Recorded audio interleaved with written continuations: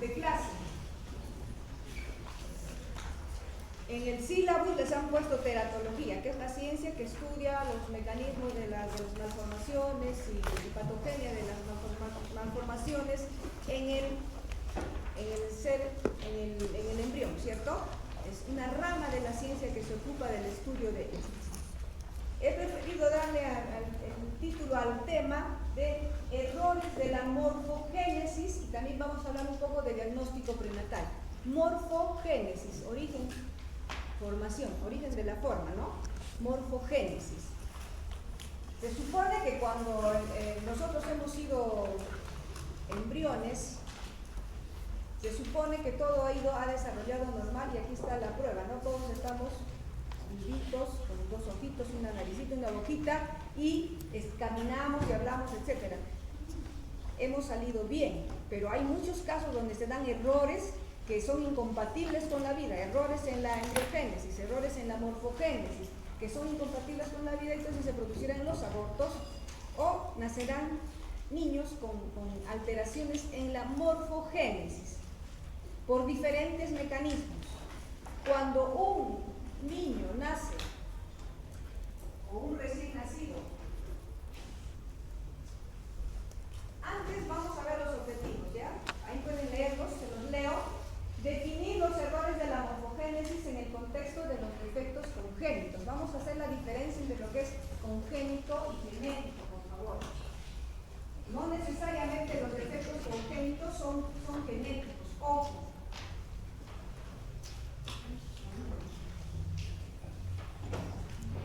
La diferencia entre lo que es congénito y lo que es genético.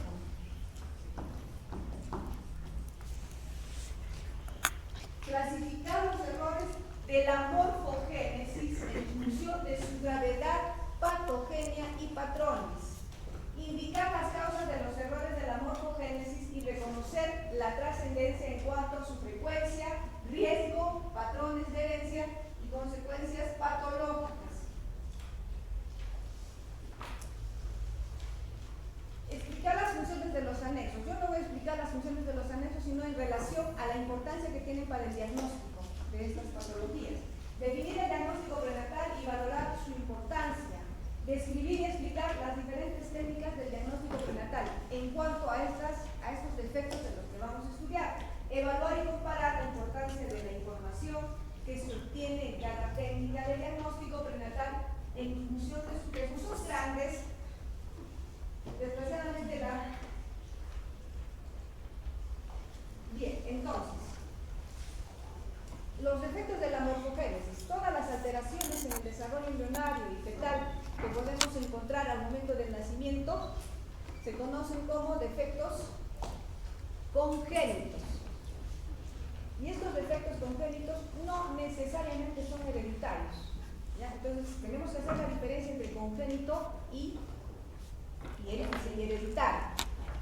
La mayoría de estos problemas, de estas malformaciones, se producen por causas idiopáticas. Un 50-60% son de origen desconocido, y a lo que es desconocido el médico le llama idiopático. El otro 40% se va a dividir en alteraciones, si vamos en orden de menos a más, alteraciones cromosómicas, genéticas, ambientales y multifactoriales. Si vamos al revés, después decimos que el 50-60% son de origen desconocido. Luego las que se conocen de mayor frecuencia son los multifactoriales, bajando, ambientales, genéticos y cromosómicos. Bueno, esas son las causas, es que a veces siento que los puedo marear, pero esas son las causas de este tipo de malformaciones. Y repito, una malformación o una alteración del desarrollo que se observa durante el embarazo, al momento del nacimiento y tal vez unos años posteriores, es lo que constituye una anomalía o una alteración congénita. En cambio, un defecto genético puede nacer el niño, o una alteración o un problema genético, puede nacer un niño y ustedes lo miran normal, totalmente normal, pero van pasando los años y se va evidenciando alguna patología.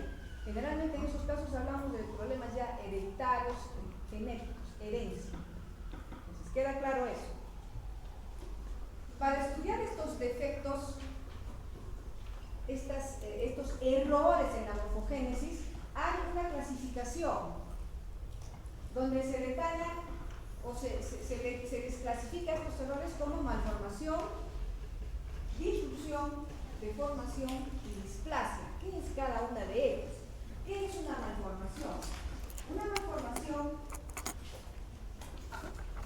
ahí tenemos una malformación, es aquella alteración en un órgano, una estructura, ocasionada por factores intrínsecos, per se. Desde que se formó el huevito cigoto ya hubieron problemas. Y entonces tenemos un ejemplo de este problema de error en el desarrollo embrionario. ¿Qué estamos observando? Un fetito que tiene una cara. Si ustedes se fijan, la fusión de la línea mediana. y esto es una malformación, ¿cierto? Acá tiene la oreja, si se fijan. Arriba tiene una probóscide. Es una malformación, pero no es que ocurrió en el camino, es que ya fue el error de fabricación, entre comillas, y claro el término. Ya hubo fallas intrínsecas. Esta es una vista de su carita, fíjense, miren dónde está la orejita. Es una ortocefalia, los ojitos, la naricita, está todo un caos, pero eso es una malformación que tiene como origen factores intrínsecos. Desde el inicio ya estuvo así y al momento de expresarse, se expresaron estas fallas por algo intrínseco. Luego viene la otra, es la disrupción, ¿cierto? Ya. La primera fue por fallas ya de inicio, per se, del propio organismo, de la propia estructura de inicio. Esto es una falla, también es una malformación, pero a ver aquí, para no complicarnos, es un error del desarrollo embrionario, es un error que se conoce como disrupción, donde hay una alteración de un órgano o una estructura, etcétera, pero por fallas extrínsecas. Quiere decir que este embrión fue normal, el huevito todo fue normal, pero en el camino hubieron bridas, adherencias. ¿Qué puede suceder? Cuando está el embrioncito en desarrollo, luego el fetito está en constante movimiento y el cordón umbilical puede haberse enredado. Cuando este embrioncito o fetito ya crece más y no se desenrolló, ¿qué está haciendo el cordón? Está cercenando, está estrangulando determinadas estructuras que están produciendo este tipo de características. Parte del rostro, tiene vísceras salidas, etc. Y eso no fue per se. Ese embrioncito no se formó así, era normal, pero a factores extrínsecos fuera de él ocasionaron este error. Miren la carita. Ha habido ahí fallas, errores, bridas, que han permitido la deformación de este embrión. Entonces estamos viendo la malformación, la disrupción y luego viene la deformación. Acá. Es otro defecto o error en la morfogénesis, pero ya no tiene que ver con factores propios de origen. Este también en parte tiene que ver con factores físicos, pero aquí vean el fetito está casi normal. ¿Por qué digo casi normal? Fíjense su manito y fíjense su piececito. Yo no sé si ustedes, yo sí he tenido la ocasión de ver eso. ¿Qué sucede? Si hay, esto se ve en los embarazos gemelares, o sea, hay compresión. Oligohidrámidos. Oligohidrámidos es la escasez de líquido amniótico. Líquido amniótico tiene que estar en una cantidad adecuada para que permita los movimientos y el buen desarrollo del embrión y del feto. ¿Estamos claros? Cuando hay poco líquido, entonces hay compresión. Entonces, ¿qué va a suceder? Este fetito está normal, casi normal. Entonces, estos errores van a ser con su manito doblado y su piececito bien pegado. Conocí un caso en el que nació el feto o el recién nacido ya con su piececito bien doblado, en antifisiológico y con yeso corrector. Durante meses le iban poniendo yeso hasta que volvió. Y ahora ustedes lo miran y no parece que nació así. Se puede corregir estas fallas, ¿listo? Entonces, esto es por ese problema y es un error. Pero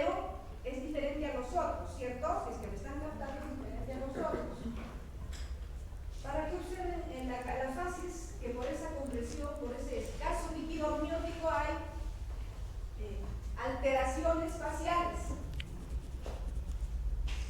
Vista lateral. Entonces eso es lo que se conoce como deformaciones. Y las displasias. Hay una alteración en el desarrollo embriológico de los tejidos y generan determinadas alteraciones para la redundancia. Por lo tanto, aquí observamos un caso de acondroplasia, un feto, los anteriores fueron masculinos, este es un feto femenino. Bueno, fíjense ustedes, es un error de la morfogénesis, ¿cierto? He mostrado varias vistas para que observen los errores de la morfogénesis. ¿Qué aprecian ustedes? Miren las extremidades cortas, la cabecita, rasgos grotescos, porque ha habido un error, una displasia, una alteración en el desarrollo embrionario de determinado tipo de tejido, de célula. Fíjense, miren la cabecita, miren esos rasgos grotescos que se observan. Entonces, el cuarto mecanismo o clasificación de este tipo de patologías.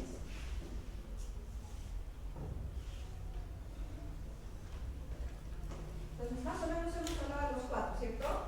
Malformaciones, disrupciones, deformación y displasia. Ya tienen una idea. Es necesario que tengan esto como base para que capten más o menos el problema de estos errores de la morfogénesis. Luego, también es necesario que conozcamos algunos tipos de alteraciones morfológicas que van a encontrar a lo largo del desarrollo del curso y a lo largo del desarrollo de sus carreras y de sus vidas en algún momento, yo pienso que en todo momento. Vamos a hablar de algunos términos que debemos conocer. ¿A qué se conoce como hipoplasia e hiperplasia? Hipo es el decremento de un órgano o tejido, o sea, disminución en su tamaño, e hiperplasia es el incremento de un órgano o tejido, pero por razones de aumento en el número de células, ¿ya? Hay disminución o crecimiento porque hay disminución o aumento del número de células. ¿Queda claro? Estos términos. Hipotrofia e hipertrofia. Aquí es similar, hay una disminución o un decremento o un incremento de un órgano o estructura por disminución o aumento del tamaño de las células. Tamaño. Entonces, puede llevarnos a confusión. Hiperplasia tiene que ver con número y la hipertrofia con aumento de volumen. Eso es necesario que tengan estos conceptos precisos. Luego, agenesia y diaplasia. ¿Qué es agenesia? Sí. Es la ausencia de un órgano o una estructura porque no se formó el primordio. Eso es agenesia. En cambio, aplasia es el decremento o es la falta de desarrollo mejor de un primordio. O sea, se forma el primordio del órgano pero no desarrolla. Eso es aplasia, que es diferente a agenesia. Ya vayan notando. Atrofia es la disminución pues, de un tejido o del tamaño de un tejido, de un órgano, de una estructura. Atrofia, que ya estando formada empieza a disminuir el volumen. Simplasia es la fusión de estructuras que normalmente deben desarrollarse en forma separada, o persisten o se formaron. Ahorita se me viene a la cabeza las membranitas que existen entre los dedos, ¿sí? ¿Ya? Que en un momento del desarrollo y después desaparecen porque es lógico, es el avance del desarrollo. Entonces, hay estructuras que deben desarrollarse fusionadas y otras no. Entonces, cuando estas estructuras que no deben desarrollarse juntas, sino separaditas, y estas serán fusionadas, pues se conoce como simplasia. Y isomplasia es lo inverso, estructuras que deben desarrollarse unidas y se separan. Ejemplo, el cierre del tubo neural. Ejemplo, el cierre de la línea media. Deben desarrollarse fusionadas, pero cuando esto no ocurre y se desarrollan separadas, se llama esquizoplasia. Ectopia o ectopía, ya conocen, es el desarrollo de una estructura fuera del lugar normal. El desarrollo de una estructura u órgano fuera de su lugar normal de desarrollo. Coristoplastía es el desarrollo de estructuras en forma invertida. Por ejemplo, en un cíclope, una alteración morfológica, se ve la probóscide, que es nariz, por sobre lo que serían los ojos. Normalmente la nariz está por debajo de los ojos. Cuando se invierte esto, y estamos hablando de errores de la morfogénesis, entonces se llama coristoplastía.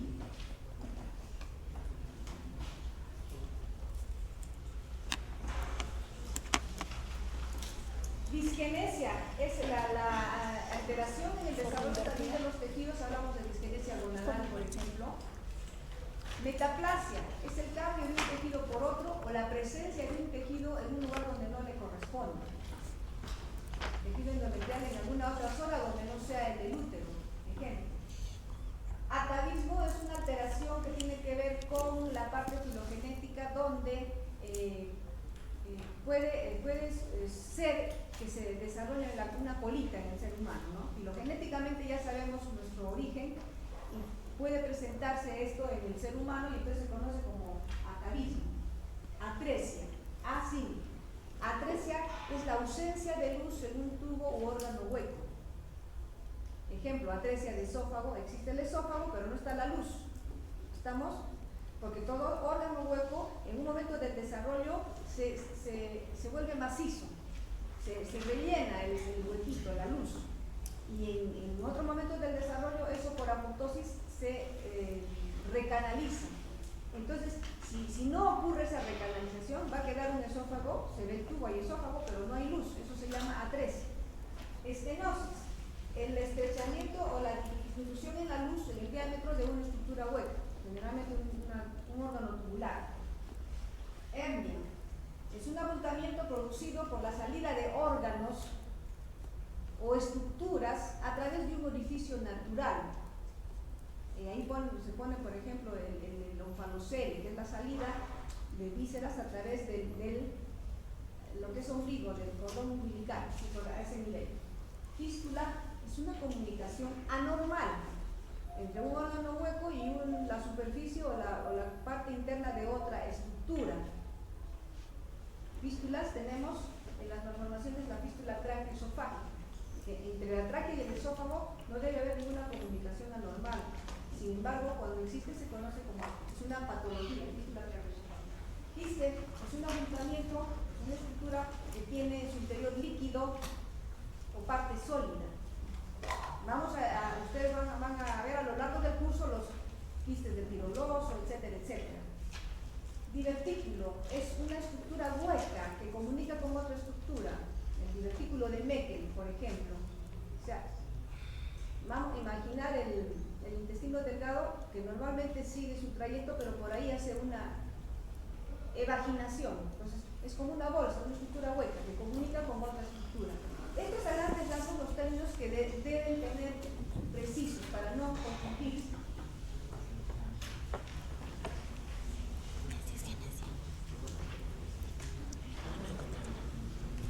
Todos estos efectos del desarrollo embrionario, estos efectos de errores de la morfogénesis tienen patrones. Estos mecanismos morfogénicos tienen patrones. Estos patrones, ¿cómo se dan?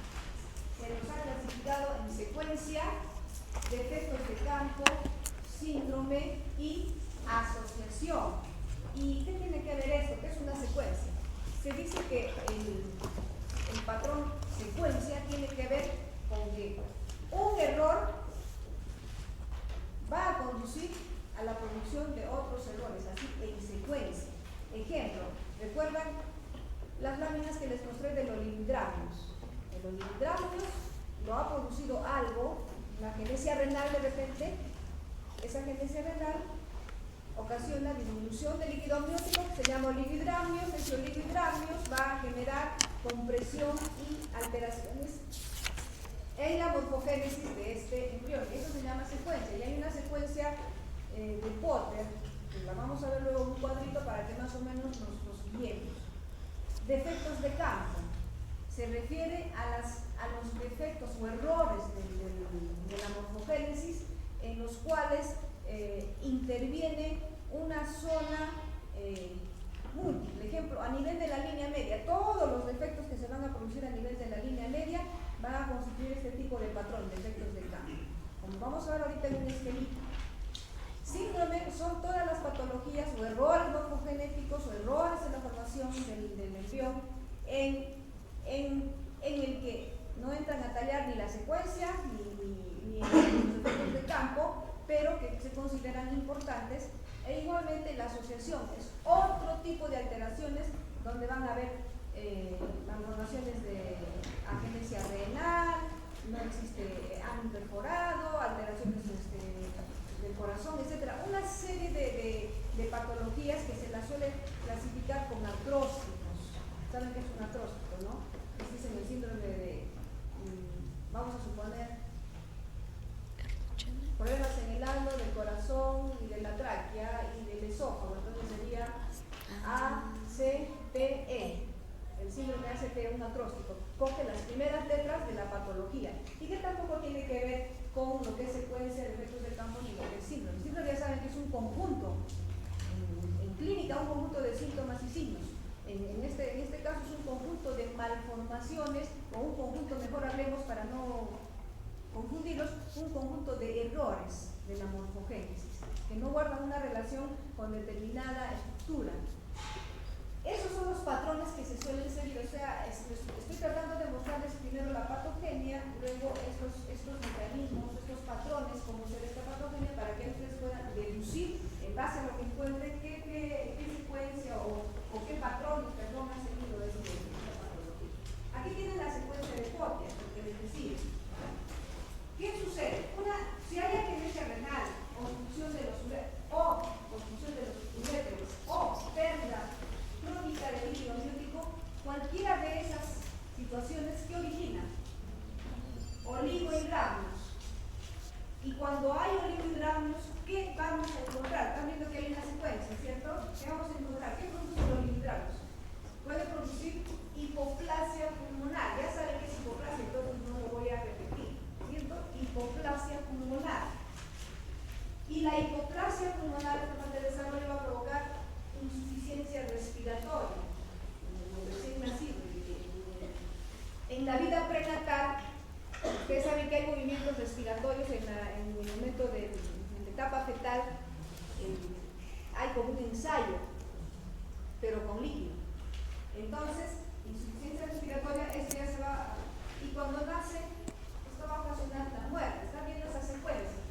Por otro lado, el oligohidramios también puede ocasionar a la par todo eso o por separado, compresión fetal, y si hay compresión fetal, que va a ocasionar alteración facial, deformación en extremidades. Recuerdan lo que les mostré, que la manito estaba doblada, el piecito también doblado, y la carita con serios defectos de deformación.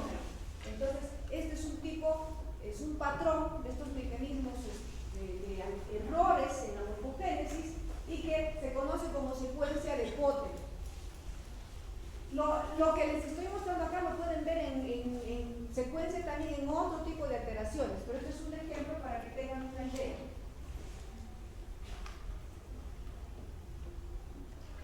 Ya, acá, etiología.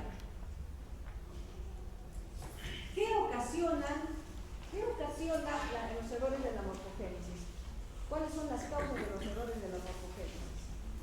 Hemos visto que las idiopáticas son un 50-60%, y si no las conocemos no las puedo mencionar, pero luego tenemos otro tipo de causas.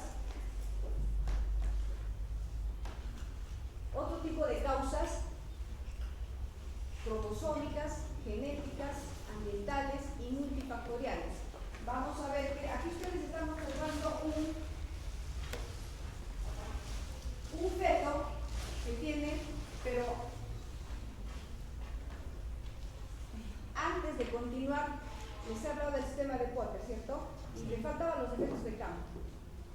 Acá vamos a mostrar, antes de continuar con la biología, los efectos de campo. Les decía, errores en la línea media, que se dan a lo largo de la línea media. Entonces, ustedes pueden apreciar aquí labio leporino, paladar en vivo, un onfalocele.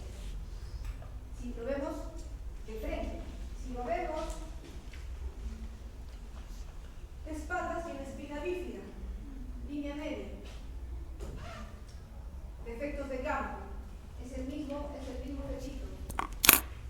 Visto de perfil, fíjense, el onfalocele, por aquí está su espina bífida, su cabecita más grande en relación al cuerpito, y encima tiene una zona tremendamente pigmentada a nivel de la cara. Todo en relación con la línea media. Todo en relación con la línea media, es lo que se conoce como defectos de campo. Entonces pueden ser, solamente pudo haber presentado aquí en su facies, o solamente en la espalda, o solamente adelante, pero puede darse también en forma grande, como esta, a lo largo de toda la línea media. Esos son los efectos de campo, y con eso termino la parte de patrones, para pasar ahora a la etiología.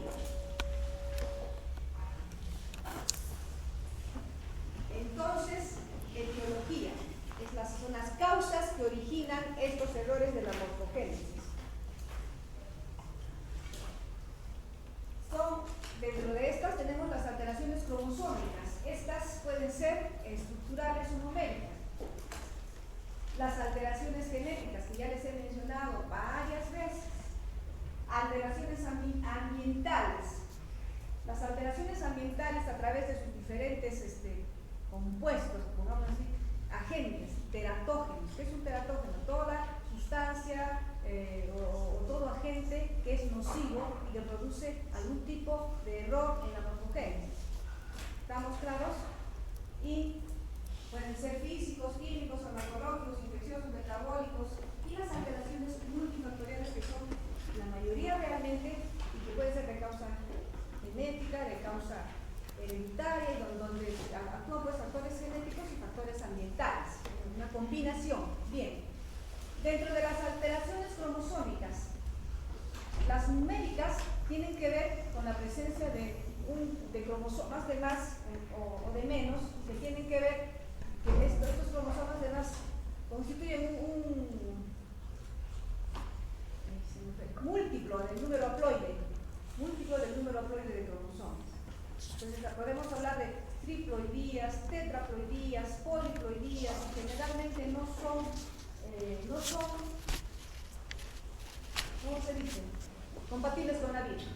No son, el alemán me está persiguiendo, chicos, así que un poco que me olvido a veces. Entonces, alteraciones no compatibles con la vida, pero estos numéricos me estoy refiriendo, vamos a hablar de las euploidías y de las aneuploidías. Las euploidías, están tomando nota, euploidías y aneuploidías.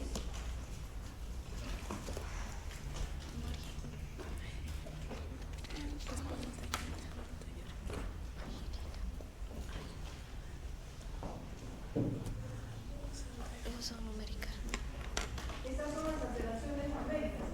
Las euploidías ya les decía que tienen que ver con cromosomas de más o de menos, pero cuyo número total finalmente es un número múltiplo del número haploide. Por lo tanto, ya multiplica, pues si hablo de triploidía, es 3 veces el número haploide, ¿cierto? Multiplica por 23. Perdón, tetraploidía 4, pentaploidía 5, etc. Son incompatibles con la vida. Son alteraciones cromosómicas numéricas euploides. Las alteraciones cromosómicas numéricas aneuploides tienen que ver con la presencia de un cromosoma más o menos, de más o de menos mejor, y que se conocen como somías, digamos, monosomía, etc.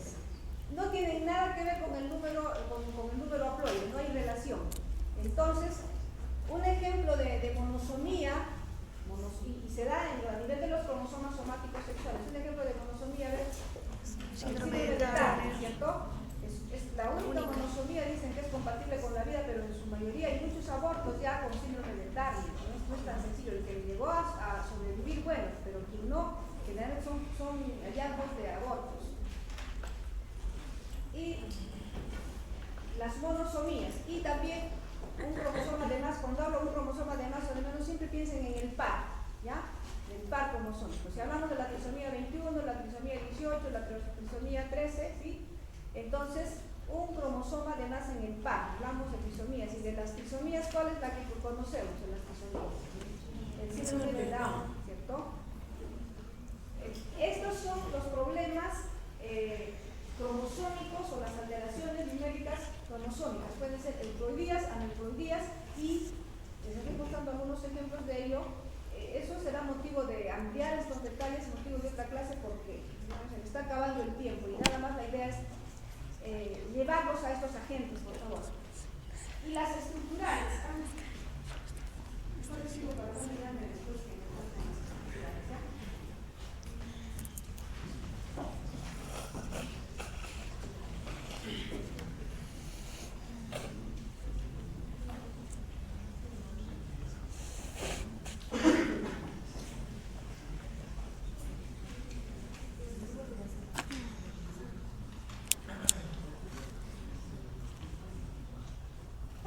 Un fetito de una niña con síndrome de Turner, donde pueden ustedes ver las características del cromatístico y perdón, creo que estoy hablando de Turner. Un síndrome de Turner es un feto no viable de un síndrome de Turner, y este es un estudio radiológico del mismo fetito con síndrome de Turner, con una alteración que suele presentarse en el síndrome de Turner, hipnomatístico a nivel del cuello. Eso sería una monosomía y corresponde a las alteraciones numéricas de los cromosomas. Y aquí tenemos, para mostrarles un síndrome de Down, la característica, vienen los ojitos, acá yo no lo distingo muy bien, pero la unicidad y la separación de los ojitos, no sé si ahí lo noten, un síndrome de Down que también es una alteración numérica, que corresponde a las que euploidías, aneuploidías.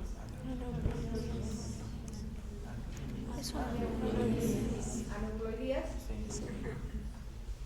Sí, está bien. Es que tiene más menos un cromosoma. Errores cromosómicos. Estamos hablando de las alteraciones numéricas de los cromosomas todavía, por favor, ¿ya? Y aquí tienen esto.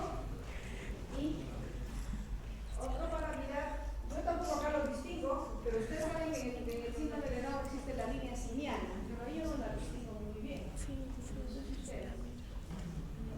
Característico del síndrome de Down. Hay datos, saben todo eso, pero ya no es motivo de esta clase. Pasamos entonces. Y ahí tenemos el genotipo de un síndrome de Down, ¿cierto? Y la trisomía 21, un cromosoma de más. Un cromosoma de más. Bien, ahora pasamos a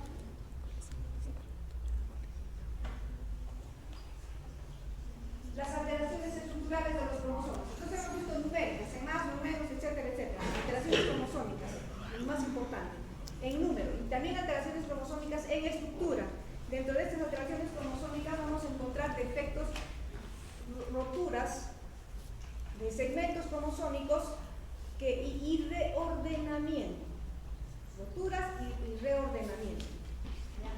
Entonces, aquí tenemos un proceso de inversión, donde en estas alteraciones estructurales observen aquí el cromosoma, se ha roto este segmento, se ha invertido y ha ido a parar a este otro lado, ¿sí? O sea, en el mismo cromosoma ha habido una inversión de un segmento. Entonces, en estos casos no hay pérdida de la información, ¿cierto? Existe la misma información genética, pero en otro orden. Y las personas que portan, de repente algunos de los dos portamos, somos portadores de eso, pero somos fenotípicamente normales. Sin embargo, hay el riesgo de que nuestra generación coja esa parte de donde se ha producido la inversión, y ya eso ya en el nuevo ser va a constituir una mutación, y por lo tanto va a generar algún tipo de alteración en el desarrollo. ¿Estamos claros? Eso se conoce como inversión.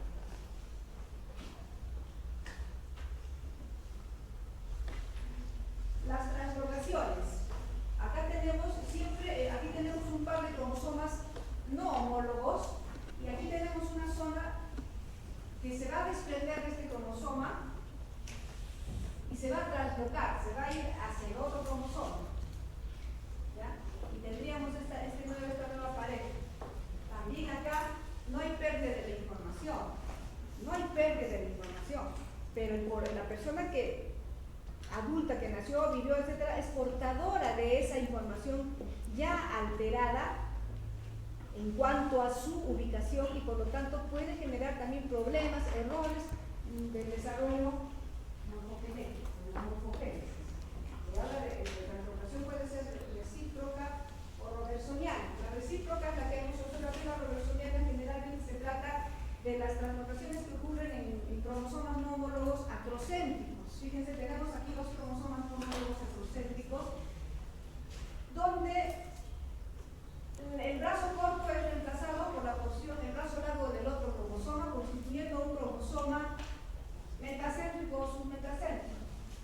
Y prácticamente se pierde, dicen, ¿no? Entonces, pero al estar ahí, se pierde entre comillas, pero al estar allí, cuando hacemos el cariotipo ya no se cuenta ese cromosoma, quedaría en 45. Estaríamos hablando de una monosomía, ¿cierto? Generan entonces alteraciones. Ya estamos viendo entonces las patologías estructurales y los diferentes tipos de cambios, de alteraciones que pueden originar esos defectos.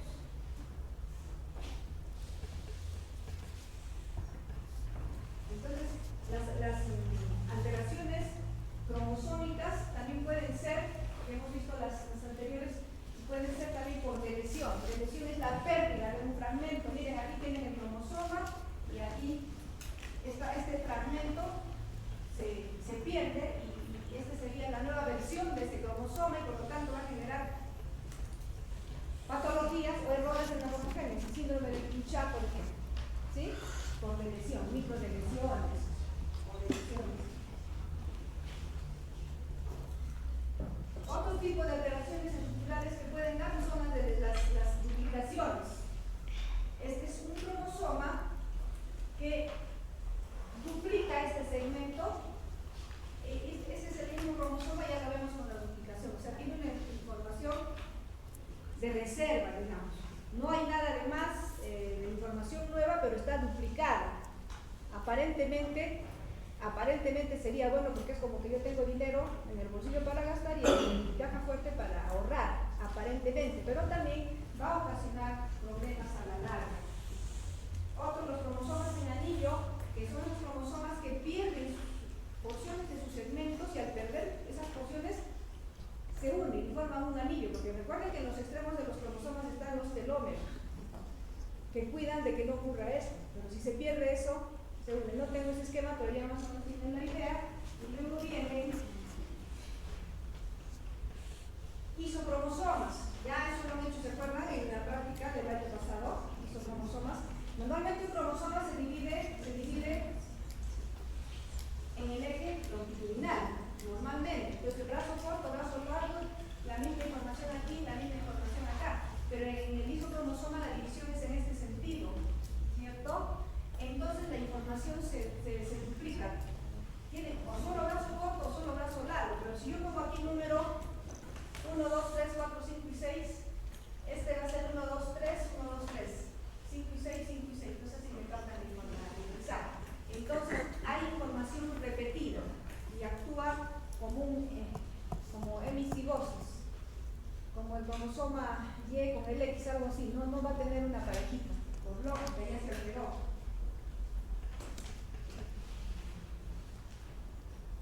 Y los cromosomas bicéntricos, estos cromosomas que tienden a perder parte de sus extremos y luego tienden a unirse. Fíjense, estos son los dos cromosomas, aquí cuando han perdido estas porciones y luego cuando estos mismos se unen y vamos a tener dos centrómeros ahí.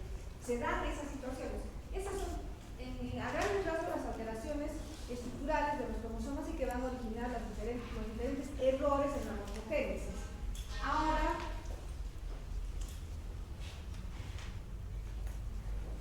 este es un problema de un síndrome CATH del cromosoma 22, una microdeleción donde la falla ha ocurrido en el brazo largo del cromosoma 22. En la praxis aparentemente no nos da mayor información, pero es la foto del niño o del bebé que tiene este problema. Se hacen estudios especiales con marcadores, y aquí tenemos el cromosoma 22, es este, y el cromosoma 22 es este. Este es el cromosoma 22 normal, fíjense, tiene una fluorescencia verde y una rojita. Y este es el cromosoma 22 anormal, donde ha ocurrido la microdeleción. Este ocasiona generalmente problemas cardiovasculares, entre otros. Es un ejemplo de microdeleción. Ahí tenemos el corazón de este bebé, donde se ha interrumpido el arco aórtico, no hay arco, se interrumpe, no hay desarrollo del arco aórtico.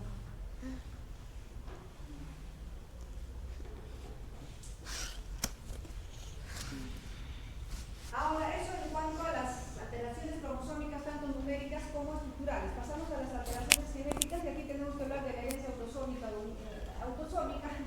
herencia recesiva, herencia ligada al sexo dominante y herencia ligada al sexo recesiva.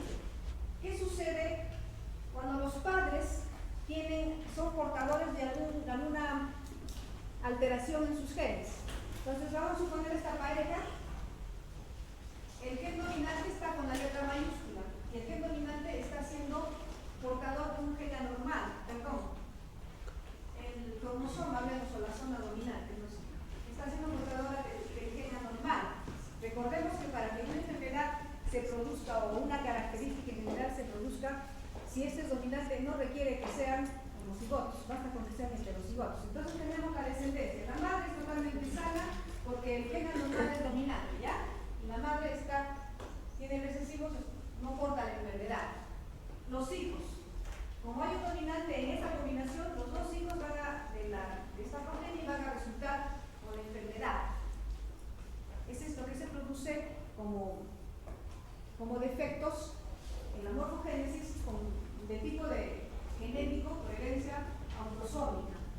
Y en cambio acá, estos dos hijos son recesivos, por lo tanto, sus genes son recesivos, no han heredado el patológico, y es una forma como se da la herencia, estos defectos del desarrollo. Aquí tenemos el recesivo. Fíjense, los dos padres tienen que ser portadores para que un gen recesivo se exprese, sea normal o anormal. En este caso que estamos hablando de defectos del errores en la morfogénesis, estamos hablando de lo que es anormal. Entonces, tanto el padre como la madre están portando el gen recesivo patológico. Se produce el matrimonio, viene la descendencia. Entonces, ¿quiénes serán? Ustedes ven en verde son los sanos, los que no expresan la enfermedad, pero eso no quiere decir que no estén portando. Y en moradito estaría el enfermo, el que sí está expresando la enfermedad. Entonces, aquí tenemos con dominante, este rosano, heterocigota dominante, no se va a expresar porque este es recesivo, perdón, este es heterocigota, perdón. Este es homocigota dominante, este es heterocigota que tiene un dominante y un recesivo, por lo tanto, ¿quién se expresa? El dominante. Entonces, en un heterocigota se expresa lo dominante. Y aquí tenemos igual heterocigota, a pesar de que está causando el gen, el hijo no lo expresa. Y en este caso sí, la niña va a expresar la enfermedad porque se está heredando por homocigosis, hacer los dos padres portadores.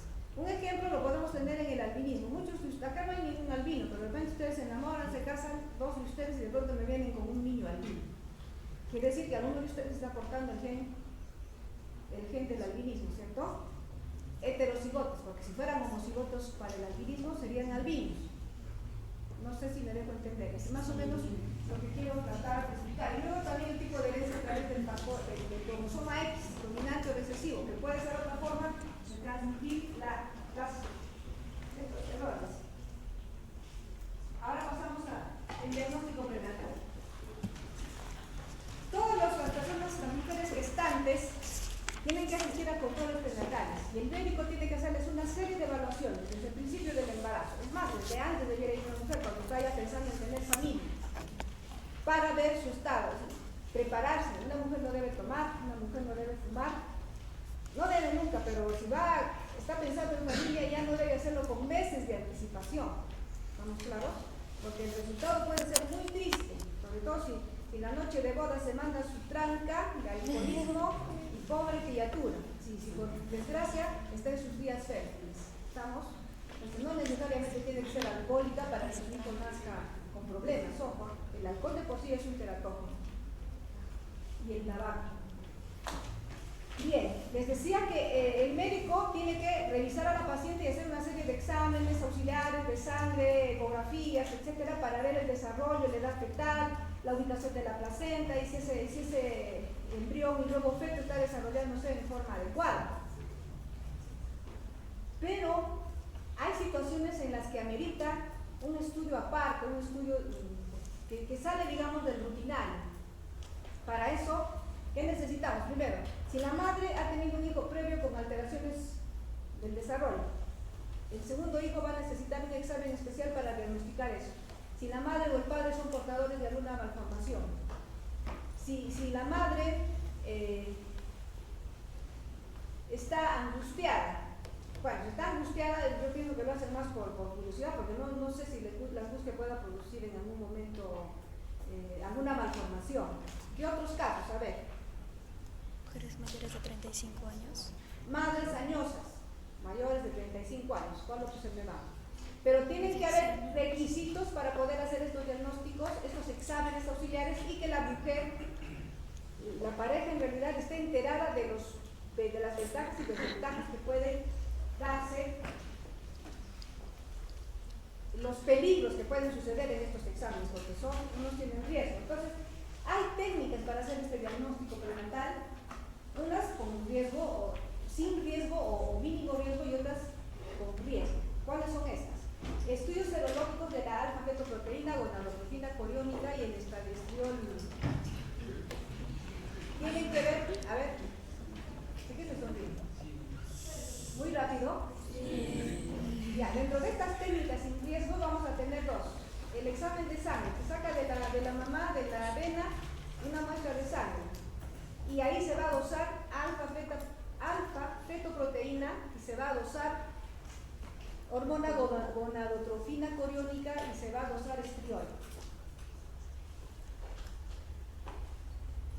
El hecho de que exista estos tres componentes estén elevados nos va a indicar que es un embarazo gemelar o que hay algún problema en el embarazo. ¿Ya? Nos van a dar datos, en general nos van a dar datos de muchos errores de la morfogénesis, fundamentalmente algunos de ellos, porque también encontrar lo opuesto, alfa-fetoproteína baja, hormona gonadotrofina coriónica baja, estriol bajo y se elevan otros componentes. El 60% de casos es un síndrome de Down. Esto es un ejemplo, chicos, entonces, para que tengan nada más la idea de que con el estudio de estas hormonas producidas durante el embarazo podemos diagnosticar a través de esta muestra de sangre algún probable defecto que vaya a tener ese futuro bebé, o que ya no está aportando dentro del vientre materno. Entonces, esa es una técnica sin riesgo con bajo riesgo, y la otra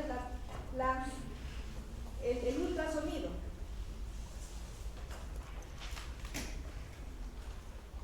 Esta es una técnica no invasiva que va a permitir, a través de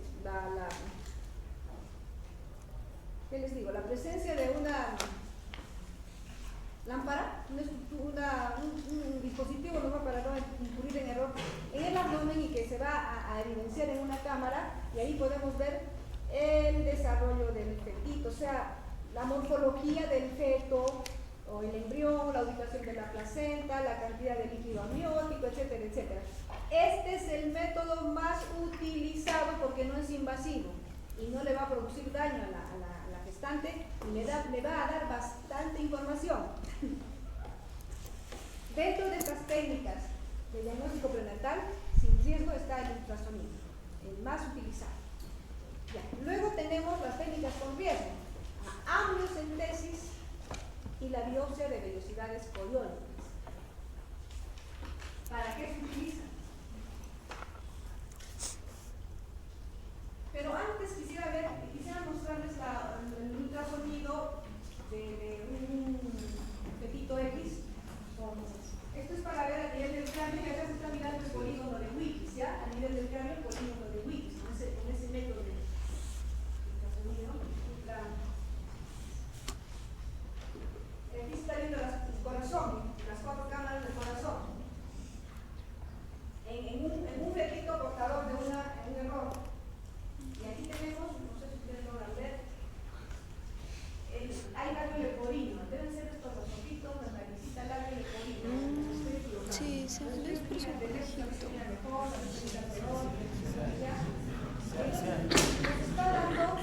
nos está dando información importante. Ya estamos mirando de efectos sin necesidad de haber utilizado un método invasivo. Todavía estoy en métodos poco riesgo.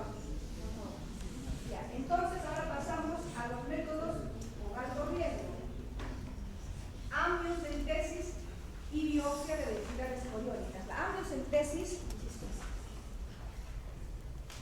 es un método invasivo y fíjense ustedes, aquí tenemos fíjense, aquí está el embrión, líquido amniótico, placenta, la entrada de la vagina, vejiga para que nos ubiquemos, y aquí tenemos el ultrasonido, para nosotros el ultrasonido, porque con eso se ayudan para hacer el examen, y se le introduce una aguja para retirar unos 10 a 20 centímetros cúbicos de líquido amniótico, se le centrifuga y se estudia la parte líquida para ver la fetoproteína, el meconio, etc., y la parte sólida para ver una serie de metabolitos. Unos 400 se dicen, y con eso determinar si este niño es portador o este feto es portador de algún error del desarrollo. ¿Listo? Pero hay problemas, es invasivo, se puede lesionar al fetito, se puede producir serios daños y la madre debe saber, pero cuando hay casos extremos en que es necesario hacerlo, se hará, pero con conocimiento de los padres. Esa es la amniocentesis y esta es la biopsia de velocidades coriónicas, de velocidades placentales. Lo mismo, se puede utilizar vía vaginal, fíjense, o la vía que se utilizó para hacer la amniocentesis, fíjense, se toma muestra de las velocidades y se estudian las velocidades, el estudio respectivo. Ambos procesos también nos sirven ¿para qué? Para evaluar el desarrollo del feto o embrión, evaluar las posibles alteraciones, etcétera, etcétera, casi para lo mismo, pero el grado de peligro es mayor. Eso es lo que es necesario tener en cuenta. Ahora, se pueden hacer otros estudios fuera de los que ya les he mencionado, como resonancia magnética, rayos X, etcétera, pero recuerden que esos son proscritos, porque los rayos X y la misma resonancia genera problemas teratológicos, problemas